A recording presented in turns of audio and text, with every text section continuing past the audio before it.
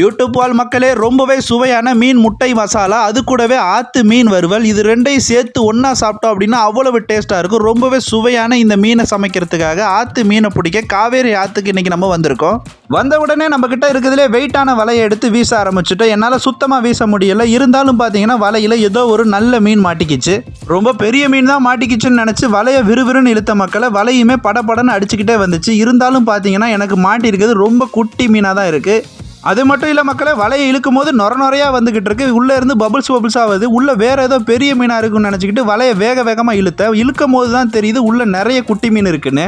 வேகமாக வலையை தூக்கி கரையிலையும் வச்சுட்டேன். வலையை தூக்கி மேலே வச்சதுக்கப்புறம் பார்த்தா மக்களே, வலைக்குள்ளே நிறைய மீன் குட்டியாக இருக்குது. எல்லாமே அரஞ்சான் மீன் தான். இந்த மீன் பார்த்தீங்கன்னா முள் அதிகமாக இருக்கும். ஆனால் சாப்பிட்றதுக்கு நல்ல டேஸ்ட்டான மீன் தான் இந்த மீன்.